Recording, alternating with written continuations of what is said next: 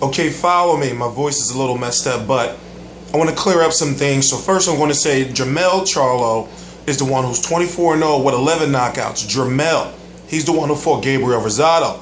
Jamal Charlo is 19-0 with 15 knockouts. He's the one that was supposed to fight Carlos Molina before Carlos Molina got booked into immigration and he failed to file as a sex offender. So Jermell was the one who fought Gabriel Rosado. Jamal was the one who was supposed to get the IBF 154-pound title.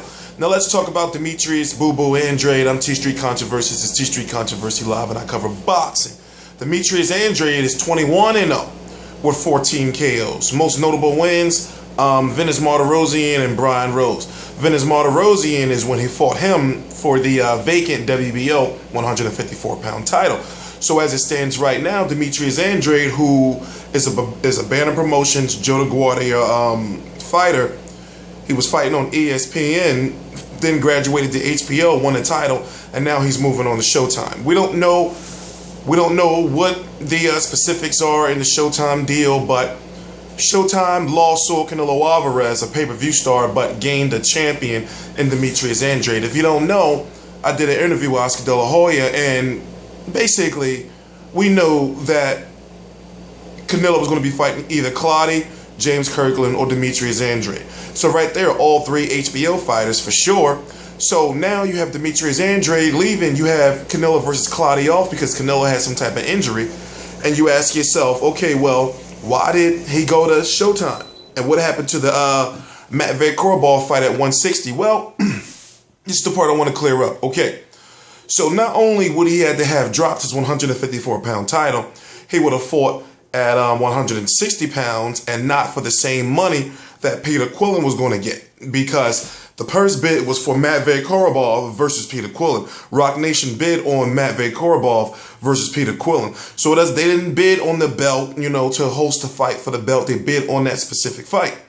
So long story short, he didn't want to move up to 160 basically, and it wouldn't have been worth his while, especially when you had maybe a potential Canelo fight out there and other bigger fights at 154 pounds. So what I'm hearing now is that he's going over to Showtime, and that's already set in stone that he'll be fighting on Showtime. We don't know how long, but he's going to be going after either Jermell or Jamal Charlo, of the brothers Charlo, and I'm sure Al Haymon would love to get his hands on another belt after Jermaine Taylor just captured the IBF 160-pound title. Peter Quillin had to drop his 160-pound WBO title. So if one of those Charlo brothers can beat Andrade, then they'll be a champion. But let's talk about the Charlo brothers. Okay, let's talk about Jermell. Jermell is the one that's 24-0 with 11 knockouts. He's more of the boxer. He's more of, they all train with Iris Lindy-Lara, by the way, except for Andrade doesn't train with Ronnie Shields, if I'm correct. No, he doesn't.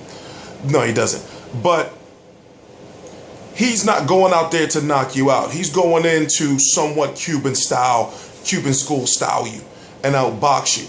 To whereas in Jamal is a pressure fighter. Jamal can be hit, but Jamal hits hard himself. 19-0 with 15 KOs. But no credible opponents that I can name that maybe a Demetrius Hopkins or something like that, but you don't know who any of these guys are. So they're good talents, even though they're twins, and you can't tell them apart outside. One has tattoos all up here, and the other one don't have no tattoos on his chest. But what I'm saying, is that they're two different styles. Now, Demetrius Andrade is funny. He's a southpaw, and he's mixed with both. Some even compared him to a more exciting version of Iris Lindy-Lara. And I don't think so. He has his own style, and plus he's very long paws, and he's tall. He's 6 foot, he's got the longest arms ever, and his jab is so fast. So he's got some delectable fights over there on Showtime. For example, Austin Trout, maybe Ishe Smith, Iris Lindy-Lara, Jamel and Jamal, the brothers Charlos. So the fact that HBO doesn't have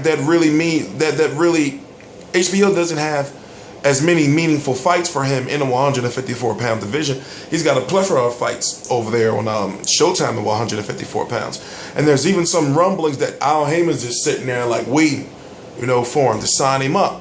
But, I wouldn't be surprised if he signed with Al Haymon. Right now, he's got a good thing going because fans are behind him. And I'm talking about the hardcore fans, so fans don't want to see him sell out. Now, as far as him going to Showtime to fight one of the Charlo brothers, you know, and if that is true, then he needs to do it.